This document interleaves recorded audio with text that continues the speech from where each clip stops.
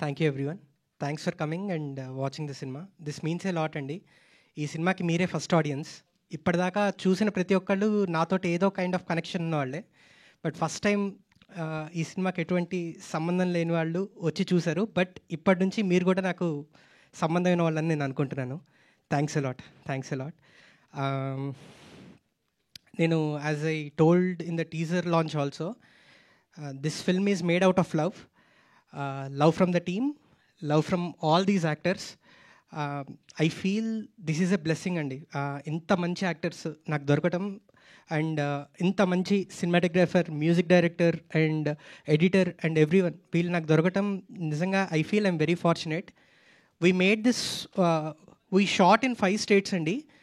We completed the shoot in 36 days.